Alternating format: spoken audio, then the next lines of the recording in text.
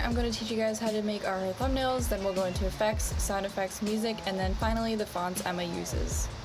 So in order to make Emma's thumbnails, she doesn't do anything super crazy. A lot of her thumbnails are plain, but she does have this one style of thumbnail where she has this layering technique almost, like this thumbnail for example that I made.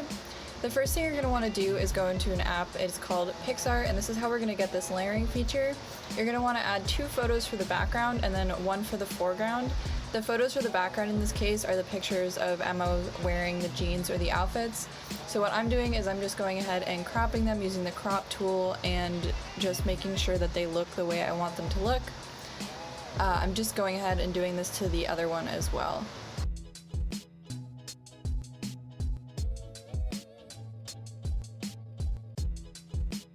Once I do this, what I'm doing is I'm just moving that foreground image of Emma off of the screen and I'm resizing each of the images, trying to see how they line up in the background and see what I need to fix. So for instance, there was this black television that I didn't want people to see in the thumbnail, so I just cropped that out. And then I just kept resizing and playing around with it until I liked what it looked like. Next, you're going to want to go to the FX tool and then blur the image. I think I put 12 on each of these images as the intensity of it. And this is just so that it's like harder to see and so that the foreground stands out more. As you guys can see that there are a lot of different blur options, but I think I'm just using the basic blur option. And once I have everything blurred, I'm just playing around with the crop again and trying to get the image to look how I want it to so that it looks nice and clean in the background. Next, I'm clicking on this picture of Emma, going to these 2 pieces of paper looking buttons and then using the move forward button so it's on top. Then I'm going to the cutout tool and clicking person, and this is how we're going to get the cutout of Emma's face. The app actually does it for you. Then what I'm doing here is I'm just trying to arrange it to see how I best like it. As you guys can see, I keep moving around the background images just as I test where the foreground is because Emma's face ends up covering part of it and I want to make sure that it looks good. Then I go in with the erase tool and I'm just erasing any of this like extra white outline that shows up. As you guys can kind of see, it looks like a little bit of a blur. This is just so that it makes it look more like a cleaner edge because Emma does have like a super clean edge on her thumbnails.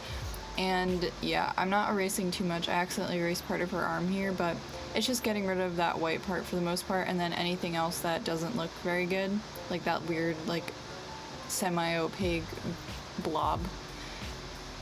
Again, I'm arranging it, and once I have it how I like it, the next thing I'm going to go ahead and do is click apply, and this is how we get this, basically the image that we're going to use for the thumbnail.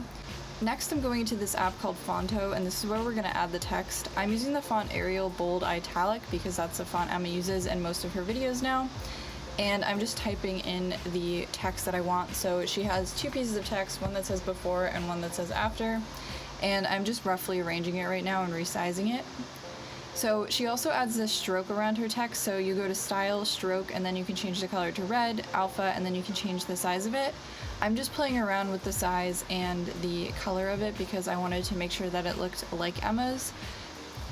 Here you see I'm just playing around with all of that. And then another thing I do is I'm just playing around with the size by using the size tool and making sure that it just fits on the thumbnail. I also noticed that the stroke was a little too bright, like the outline was a little too bright, so I went and I just changed the color a little bit so that it was less like intense and it matched her sweater, and I got the final thumbnail.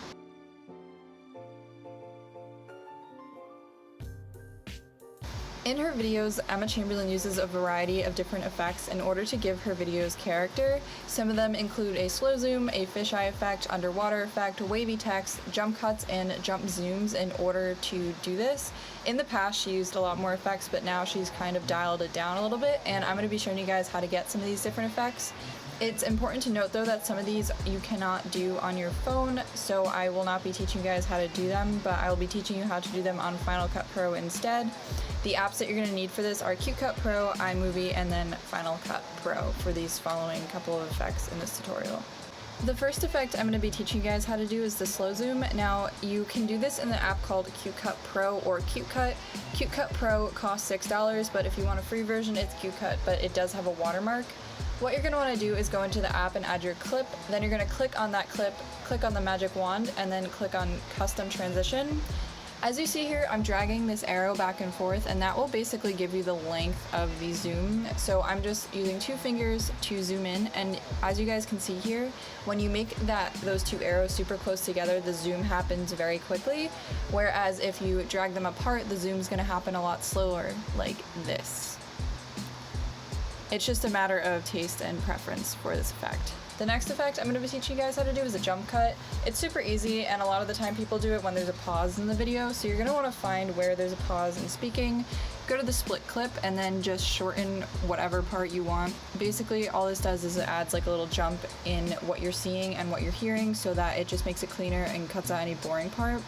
This next effect is almost like a jump zoom, so what you're going to want to do is use that same clip that you had before, just split it somewhere, and then I'm also going to end the split so that the zoom happens and then it disappears. So what I'm doing is I'm just finding the part where I want to split it and going ahead and splitting the little bit of video that I want so that that is the zoom portion.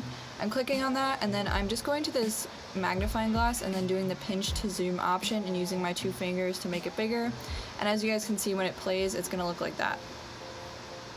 The next effect is a fisheye, and this is one of the effects that you can only do on Final Cut Pro unless you use like Video Star or something, but I'm not really sure how to use Video Star. Anyway, all you're going to do is add your clip to the library, and then you're going to go to this effects tab on the right, go down to distortion, and you'll see that there's an effect for fisheye. So you're just going to drag and drop that on top of your clip, and then you can actually play around with how intense you want it to be by playing with the amount and the radius. As you guys can see here, this is the different ways you can distort it. I think Emma just uses like the basic fisheye technique, but you guys can see that there are a lot of different ways to edit this. Another effect Emma uses is this underwater effect. So it's a similar process as before. You're just going to want to go to that distortion category in the effects tab and then just drop the underwater effect over it.